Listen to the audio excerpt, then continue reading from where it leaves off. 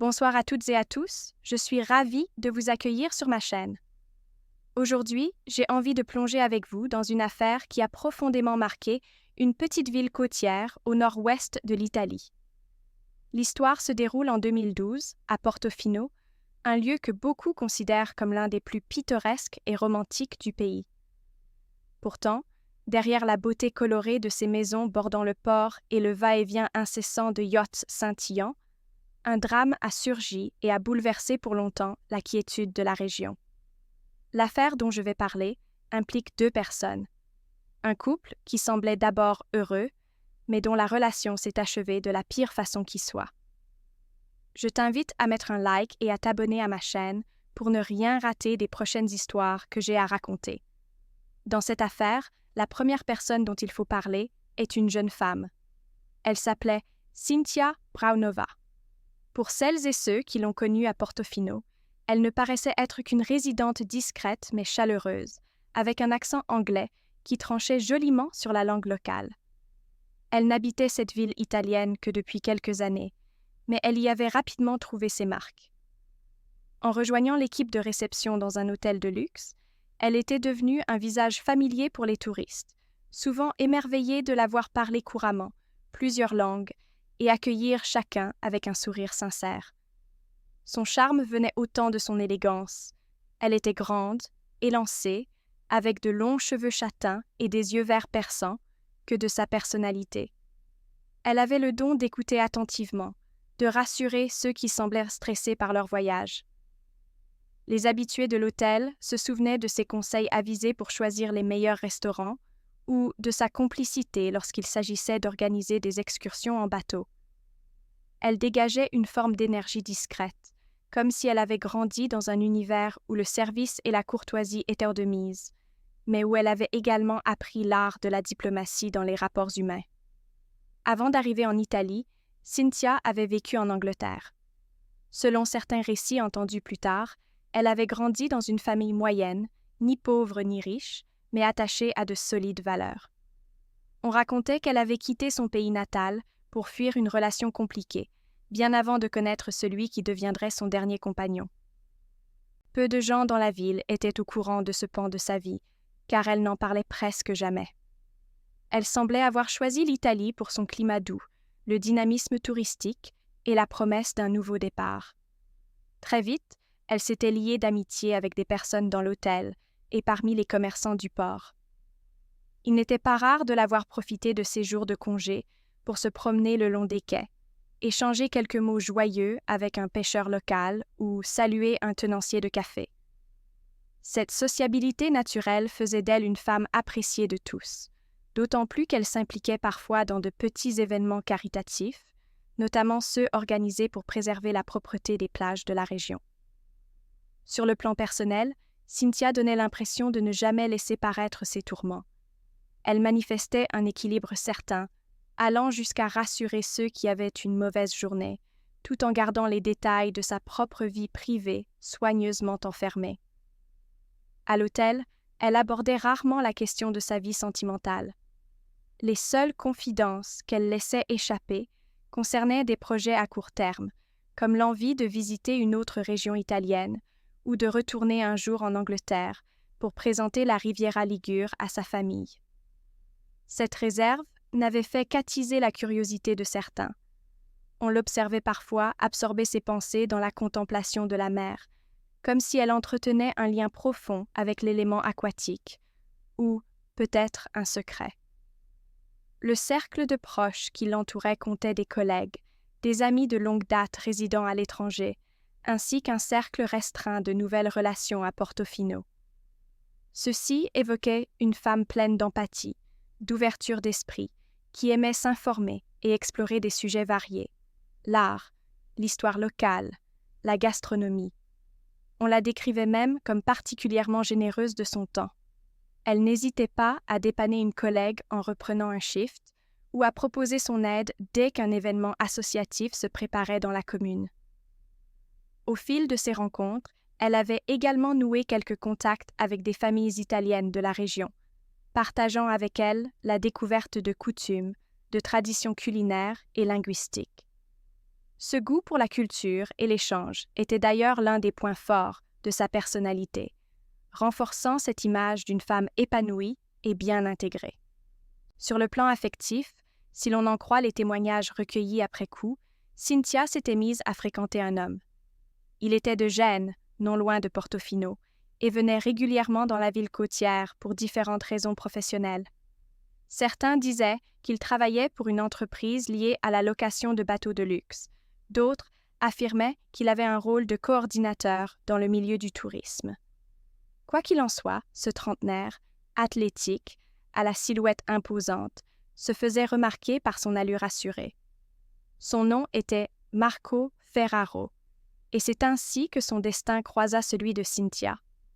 Au début, on les voyait simplement discuter sur le port ou prendre un café, le regard complice et l'attitude détendue, comme deux personnes se découvrant peu à peu. Très vite, leur rapprochement s'était confirmé, et il n'était pas rare de les apercevoir ensemble, bras dessus bras dessous, se promenant ou partageant un repas dans un petit restaurant en terrasse, à l'écart de la foule. Le couple paraissait équilibré. Il y avait chez Marco ce charisme italien, ponctué d'une courtoisie charmante et d'un sourire magnétique, qui semblait correspondre à l'idéal romantique que beaucoup s'imaginaient trouver le long de la Riviera. De son côté, Cynthia restait elle-même, rieuse, posée, avec ce léger accent britannique qui la rendait encore plus intéressante aux yeux de certains. On aurait pu croire à une belle histoire d'amour, née dans ce décor paradisiaque. Malheureusement, la suite des événements a montré que la réalité était bien plus complexe qu'une simple idylle de vacances. Cynthia est tombée enceinte après quelques mois de relation avec Marco, et beaucoup ont d'abord pensé que ce serait une heureuse nouvelle, l'aboutissement naturel d'un amour naissant. On les voyait encore se tenir la main, discuter d'un avenir à 2 ou à 3, évoquer timidement des projets de déménagement ou de voyage. Pourtant, selon les témoignages recueillis par la suite, quelque chose s'est progressivement dégradé. Marco commençait à manifester de l'inquiétude, voire de la nervosité, à l'égard de la grossesse. Aux yeux des proches de Cynthia, il se montrait moins souriant, plus distant, comme absorbé par des préoccupations dont il ne parlait pas librement. Sa compagne, quant à elle, tentait de le rassurer. Elle souhaitait poursuivre cette grossesse et construire, avec lui, cette famille qu'ils avaient évoquée. Mais Marco, parfois, laissait échapper des remarques sur la charge financière qu'un enfant représenterait, ou la pression que cela imposait à leur couple. Personne ne se doutait, à ce stade, que derrière son assurance apparente, Marco Ferraro portait un lourd fardeau de dettes et de peurs liées à ses responsabilités d'adulte. Certains indices laissaient entendre qu'il avait contracté des prêts importants pour lancer une affaire, peut-être dans la location de yachts, justement, et qu'il éprouvait une crainte viscérale face à l'idée de devoir subvenir aux besoins d'un nouveau-né. Son entourage, majoritairement composé de connaissances, ne percevait rien de concret. Il gardait pour lui ses tracas, se contenant de masquer son stress. Seulement, au fur et à mesure qu'on s'approchait du mois d'août 2012, la tension grandissait entre lui et Cynthia. Ils avaient beau tenter de montrer un front uni, les regards inquiets de la jeune femme à l'hôtel, ces questions de plus en plus nombreuses autour de la maternité, ne trompaient chasse pas ceux qui étaient un tant soit peu observateurs. Le drame s'est joué en début de soirée, à la date du 1er août 2012, bien que les détails exacts aient été reconstitués a posteriori par l'enquête. Dans le port, sous le crépuscule, les touristes profitaient de la douceur de l'été. Les terrasses étaient animées, la musique résonnait depuis quelques bars et les yachts scintillaient sous l'éclairage. Cynthia et Marco se trouvaient à bord d'un de ces bateaux, loués pour quelques jours. D'après certains qui les avaient aperçus en fin d'après-midi, ils semblaient déjà échanger des paroles tendues, même si personne n'avait saisi la teneur de leur conversation. Des rires et des sons de fête alentour couvraient la plupart des bruits qui auraient pu alerter un passant. C'est ce qui expliquerait pourquoi personne n'a rien entendu quand la situation a dégénéré. Le lendemain matin, le 2 août 2012, la tranquillité sur le port a été brisée par la découverte macabre du corps de Cynthia, flottant près du quai. Un pêcheur local a aperçu une forme suspecte dans l'eau, et en s'approchant, il a immédiatement compris que quelque chose d'horrible était arrivé. La panique s'est répandue sur les quais. Entre la sonnerie du téléphone pour appeler la capitainerie et les cris étouffés, tout s'est enchaîné très vite. Les secours sont arrivés, mais il était déjà trop tard. Le corps, une fois sorti de l'eau, présentait des traces qui semblaient indiquer une lutte, ou du moins un choc violent à la tête. Des marques suspectes sur les vêtements et la présence d'un traumatisme crânien prononcé laissaient peu de place au doute. Cynthia n'était pas tombée accidentellement. Rapidement, les premiers constats ont été effectués, et la police locale a décidé de contacter un groupe d'investigation plus spécialisé, compte tenu de la gravité et du caractère potentiellement criminel de la situation. Les enquêteurs les plus expérimentés de la région ont pris l'affaire en main. Parmi eux, un détective principal, figure reconnue pour ses méthodes rigoureuses, et son adjointe, réputée pour sa fine connaissance de la psychologie criminelle. Ils sont arrivés sur les lieux encore bouclés, scrutant chaque détail. L'accès au yacht sur lequel Cynthia et Marco avaient été vus la veille était désormais interdit. Les officiers et techniciens de la police scientifique ont commencé un long et minutieux travail. Relever des empreintes, analyser les taches de sang, repérer la moindre trace de lutte sur le pont, filmer et photographier dans les moindres recoins. À ce stade, la question la plus urgente était de savoir où se trouvait Marco Ferraro. Certains témoins affirmaient l'avoir vu dans la soirée, puis plus tard dans la nuit, mais sans pouvoir préciser l'heure exacte de son départ. Au petit matin, personne ne se souvenait l'avoir aperçu dans le port. D'emblée, il est devenu le principal suspect, compte tenu de son lien intime avec la victime et de la singularité de la scène de crime. Cependant, le travail des enquêteurs devait aller bien au-delà d'une simple présomption. Il fallait établir des preuves tangibles, déterminer l'heure et les circonstances exactes de la mort, et comprendre les motivations qui avaient pu pousser quelqu'un à commettre un acte aussi irréparable. Le médecin légiste, appelé dès les premières heures, a pratiqué une autopsie dans la journée même, suggérant que la blessure fatale provenait d'un choc violent à la tempe droite, probablement avec un objet métallique, ou suite à une chute brutale contre un rebord. Certains indices laissaient penser qu'un coup avait été porté avant la chute à l'eau. On ignorait encore si la mort était immédiate ou si la victime avait perdu connaissance avant de succomber à la noyade, mais le résultat, dans tous les cas, était tragique. Lorsque la nouvelle s'est répandue dans la ville, de nombreuses personnes qui connaissaient Cynthia ont réagi avec effroi. Personne n'arrivait à associer cette image de joie et de gentillesse à un crime si brutal. Pourtant, la réalité leur imposait le scénario le plus sombre. Le lendemain, un premier point presse a eu lieu au poste de police. Les enquêteurs y ont expliqué qu'ils travaillaient jour et nuit pour rassembler des preuves. Ils invitaient tous ceux qui auraient pu voir ou entendre quelque chose à se présenter pour déposer un témoignage. Dans le même temps, un appel a été lancé pour retrouver Marco Ferraro, officiellement recherché en tant que témoin clé et soupçonné d'être directement impliqué.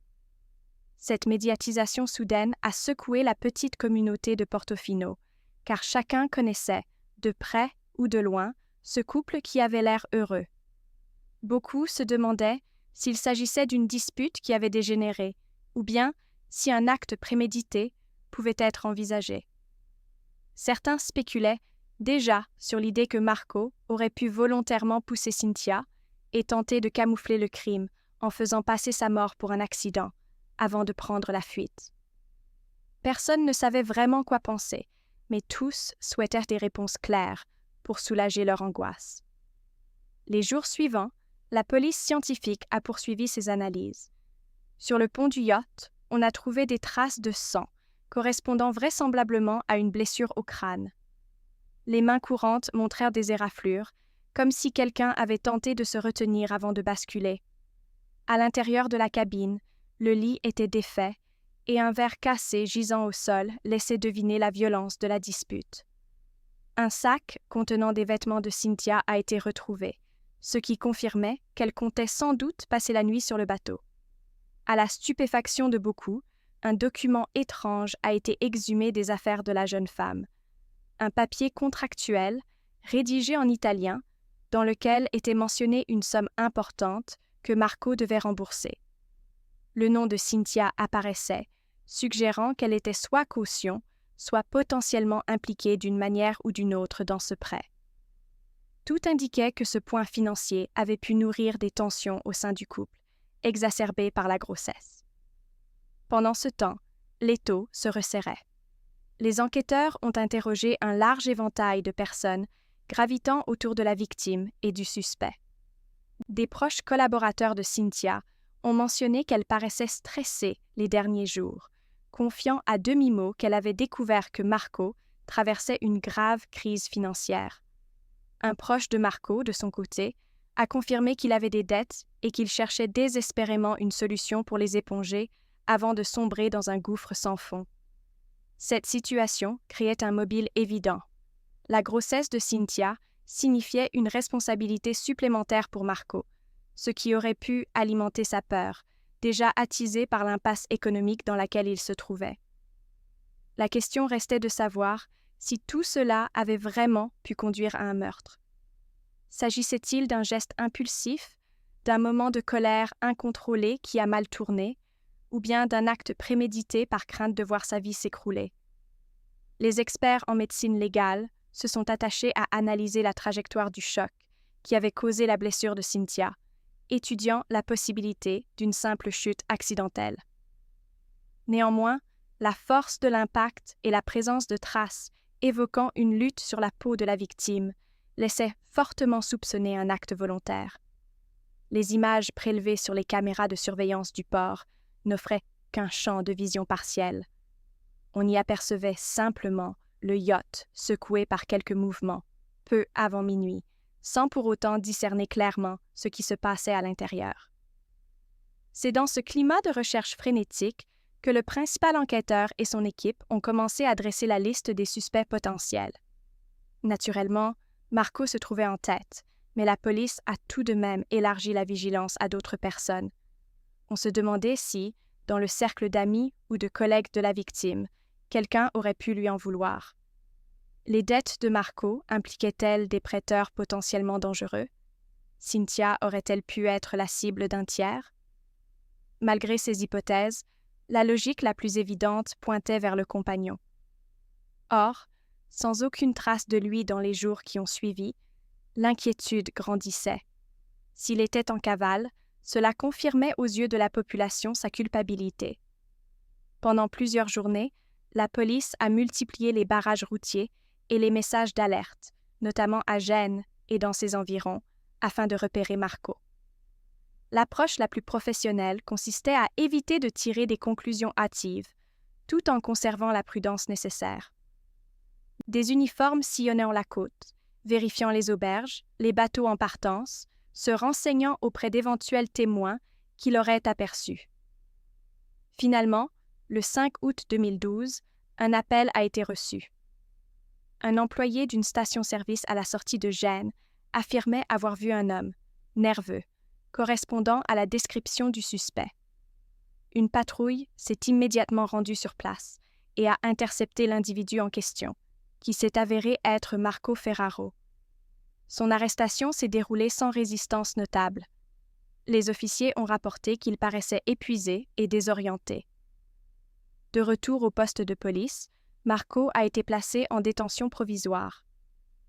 Les enquêteurs ont commencé par un interrogatoire visant à recueillir sa version des faits. D'emblée, il a reconnu s'être disputé avec Cynthia la nuit du 1er août, admettant avoir paniqué lorsque la conversation a dérivé sur l'avenir de leur couple, la grossesse et ses dettes. Il a affirmé que l'altercation avait mal tourné, menant à une bousculade involontaire. Selon ses dires, Cynthia aurait chuté sur un rebord métallique du pont, se blessant grièvement. Pris de panique et de culpabilité, il aurait fui au lieu de prévenir qui que ce soit, terrorisé à l'idée d'être arrêté pour meurtre. Néanmoins, il niait farouchement toute préméditation, et refusé d'admettre avoir commis un acte volontairement fatal. Les enquêteurs, sceptiques, l'ont confronté à divers éléments. La gravité de la blessure, les traces qui laissaient présager un échange violent, et surtout, la disparition momentanée du corps, comme si on avait tenté de le faire passer par-dessus bord. Marco se défendait en déclarant qu'il ne se souvenait plus clairement, qu'il avait agi dans la confusion la plus totale. Les semaines suivantes ont été cruciales pour l'avancée de l'enquête. Marco restant le principal suspect, l'équipe investigatrice continuait cependant d'explorer chaque piste annexe. Quelques témoins avaient cru apercevoir une autre silhouette sur le yacht ce soir-là, mais après vérification, ces témoins se sont révélés peu fiables ou ont reconnu s'être trompés à cause de l'obscurité et de la distance. Des connaissances de Marco ont été auditionnées, notamment un individu que l'on soupçonnait d'avoir prêté de l'argent au suspect. Cet individu, interrogé, a confirmé que Marco lui devait encore une somme conséquente, mais il n'avait aucun motif de s'en prendre à Cynthia. Dans l'ensemble, le dossier se renforçait autour de l'idée qu'il s'agissait d'une dispute de couple ayant viré au drame, doublée d'une tentative désespérée d'effacer les traces ou de fuir la responsabilité. L'analyse médico-légale, de son côté, a apporté des éclaircissements majeurs. Le rapport final établissait que la victime était effectivement enceinte de plusieurs semaines, confirmant la version initiale. Les experts ont déterminé avec précision l'heure estimée du décès, autour de minuit, ce qui concordait avec la période de l'échauffourée aperçue sur les caméras du port. Les taches de sang retrouvées sur le pont du yacht correspondaient au groupe sanguin de Cynthia, et l'empreinte digitale partielle identifiée près du rebord où elle avait été poussée correspondait à celle de Marco. Dans la cabine, la police a mis la main sur les effets personnels de la victime, ainsi que sur un sac contenant divers documents bancaires, ce qui confirmait qu'elle avait récemment découvert l'étendue des dettes de Marco et cherchait à lui en parler. L'enchaînement des événements commençait alors à se dessiner. Cynthia aurait réclamé des explications, et la situation, dans un contexte déjà tendu par la peur et l'anxiété de Marco, aurait explosé.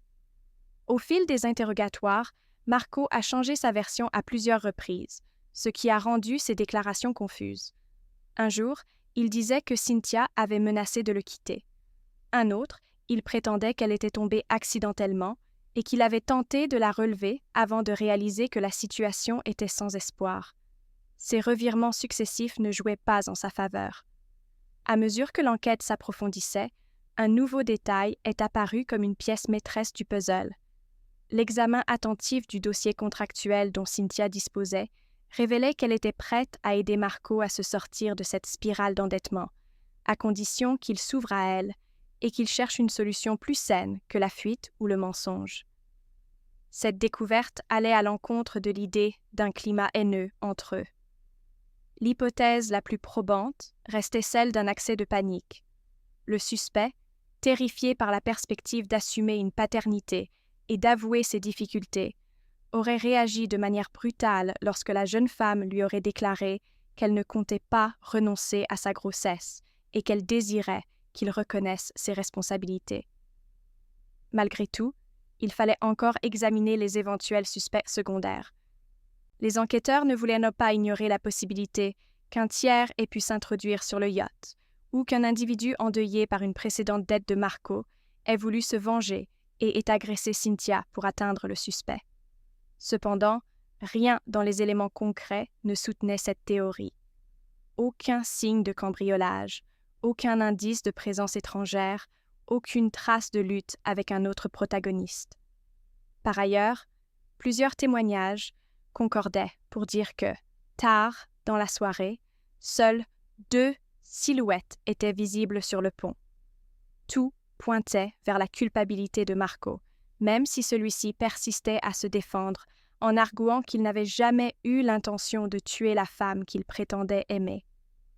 La police a fini par boucler son enquête plusieurs mois plus tard, après avoir écarté toute autre piste.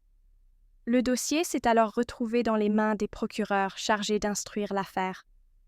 En compilant les preuves matérielles, les expertises médico-légales, les témoignages et les déclarations contradictoires de Marco, l'accusation s'est forgé un argumentaire solide. Selon elle, Marco Ferraro avait agi délibérément, poussé par la crainte de devoir subvenir aux besoins d'un enfant et la colère de voir son mensonge sur ses dettes dévoilé au grand jour. L'acte, toujours selon l'accusation, avait été aggravé par la froideur avec laquelle il avait quitté la scène, laissant Cynthia inconsciente au lieu d'appeler à l'aide. L'image d'une victime innocente, enceinte, abandonnée après un coup fatal, a indigné l'opinion publique, qui réclamait justice. Portofino, petite ville paisible, se retrouvait soudain plongée au cœur d'un procès qui ferait grand bruit dans la région. Le moment du procès est arrivé au printemps 2013. La salle d'audience du palais de justice, habituellement calme, était bondée de journalistes, de curieux, de voisins et de gens qui avaient connu Cynthia ou Marco de près ou de loin. L'accusation était menée par une procureure réputée pour sa détermination et son sens aigu de la justice. Face à elle, un avocat de la défense avait pour mission de démontrer que Marco n'avait pas prémédité son acte et qu'il s'agissait d'un tragique accident. Les débats se sont ouverts sur un rappel des faits, et la procureure a rapidement dressé un portrait psychologique du suspect, décrivant un homme pressé par ses dettes et terrorisé par l'idée de devenir père, ce qui l'aurait incité à commettre l'irréparable. Les premiers témoins appelés à la barre, dont le médecin légiste et des spécialistes de la police scientifique, ont présenté les preuves tangibles qui accréditaient la thèse du meurtre. Le choc à la tête, la trace sanglante, l'empreinte laissée au bord de la rambarde et surtout l'analyse de la scène suggérant qu'un mouvement volontaire et brutal avait précipité Cynthia au sol avant de la faire basculer dans l'eau. La défense, de son côté, a tenté de nuancer la situation, rappelant que rien n'indiquait formellement une volonté de tuer. L'avocat a insisté sur la confusion de Marco au moment du drame, sur l'éventualité que, dans la panique, un geste maladroit ait pu causer la chute de Cynthia sans intention homicide. Il a également cherché à montrer que l'accusé, après un bref épisode de sidération, n'avait pas su gérer la suite. Les témoignages de certaines personnes, qui décrivaient Marco comme un homme aimant et attentif envers Cynthia pendant la grossesse, ont été évoqués, mais ils étaient contrebalancés par ceux qui le disaient irritable, parfois colérique lorsqu'il était sous pression. Au fur et à mesure des audiences, le portrait d'un couple en crise s'est dessiné. L'un essayait de rassurer et d'aider. L'autre se débattait avec ses démons intérieurs. Le moment le plus poignant du procès est certainement survenu lorsque l'un des proches de Cynthia a pris la parole. Cette personne décrivait l'excitation de la jeune femme à l'idée de devenir mère, sa volonté de vivre en Italie, de concilier travail et maternité, et sa déception grandissante face à l'attitude fuyante de Marco. Ces propos ont visiblement ému une partie de l'auditoire. La procureure en a profité pour insister sur le fait que l'obstination de Cynthia à vouloir garder l'enfant n'avait pas pour but de piéger Marco, mais de fonder une famille qu'elle pensait possible. Selon elle, c'était la peur et l'égoïsme du suspect qui avaient mené au drame, le poussant à un geste irréversible. Pour sa défense, Marco a choisi de témoigner à la barre. Il est apparu tendu, parfois au bord des larmes. Son récit était parsemé de moments de regret et de justifications maladroites. Il affirmait n'avoir jamais eu l'intention de tuer sa compagne, qu'il s'était emporté quand elle avait refusé de discuter calmement. Il répétait qu'un mouvement malheureux avait provoqué la chute sur le rebord métallique, puis qu'il s'était laissé submerger par l'angoisse, au point de ne plus pouvoir réfléchir clairement. Au fil des questions de la procureure, il a fini par reconnaître sa responsabilité dans l'issue tragique, admettant qu'il avait paniqué et que sa fuite restait impardonnable. Cette reconnaissance, bien qu'ambiguë, a donné un tournant émotionnel au procès. Une partie du public a pu penser qu'il n'avait pas voulu en arriver là, tandis que d'autres voyaient, dans cet aveu, la preuve d'un acte volontaire. Après plusieurs jours d'audiences intenses, d'expertises rappelées, de plaidoiries et de réquisitoires, le tribunal a délibéré. Le verdict est tombé comme un coup près. les juges ont estimé qu'il existait suffisamment d'éléments pour qualifier les faits de meurtre aggravé, rejetant l'argument de l'accident pur et simple. Marco Ferraro a été déclaré coupable et condamné à une longue peine de prison. La durée précise, selon les médias locaux, dépassait les 20 ans d'incarcération, avec la reconnaissance de circonstances aggravantes liées à la vulnérabilité de la victime enceinte et à la fuite de l'accusé après le drame. La sentence a été accueillie dans un silence profond, alors qu'une vive émotion parcourait la salle. Certains espéraient une peine encore plus lourde, d'autres considéraient que la justice avait déjà fait son travail. Dans tous les cas, une conclusion judiciaire venait d'être apportée à cette affaire qui avait bouleversé l'image de Portofino. Une fois le procès terminé, chacun a tenté de reprendre le cours de sa vie dans la petite ville côtière. Le souvenir de la victime restait cependant gravé dans les mémoires, associé à cette tragédie qui rappelait à tous que nulle part n'est à l'abri des conséquences de la peur et de l'irresponsabilité. L'hôtel où travaillait Cynthia a organisé une cérémonie discrète pour honorer sa mémoire, évoquant sa bienveillance et la passion qu'elle avait pour le service aux voyageurs. Certains touristes, apprenant l'histoire, la racontaient comme un sombre fait divers qui contrastait avec la beauté spectaculaire du port. Le yacht qui avait servi de décor au drame est resté amarré quelque temps, puis a été remis en location après divers nettoyages et examens. Son pont a pourtant gardé aux yeux de beaucoup une atmosphère lourde, comme empreinte d'un passé tragique. Les enquêteurs impliqués, eux, ont reconnu que l'affaire avait été particulièrement éprouvante sur le plan émotionnel. Ils avaient eu l'habitude de voir défiler des histoires criminelles, mais le visage radieux de Cynthia sur les photos familiales a marqué durablement les consciences. Au fil des mois, les médias ont fini par s'essouffler, passant à d'autres affaires, mais le nom de Cynthia Brownova reste toujours évoqué quand on aborde les drames survenus dans la région. Du côté de Marco Ferraro, sa vie carcérale a commencé dans un certain dénuement moral. Il a dû faire face aux conséquences de ses actes, et il semble qu'il ait cherché, selon certains témoignages plus tardifs, à entamer une forme de rédemption, tentant d'expliquer son geste par la spirale d'angoisse dans laquelle il s'était enfoncé. Je me sens profondément touchée en repensant à tout ce que Cynthia représentait pour son entourage. J'aurais tellement aimé qu'elle et Marco trouvent une autre issue à leurs problèmes, mais le destin en a décidé autrement. J'espère de tout cœur que cette histoire pourra servir de mise en garde quant au danger que représentent la peur et le manque de communication dans un couple.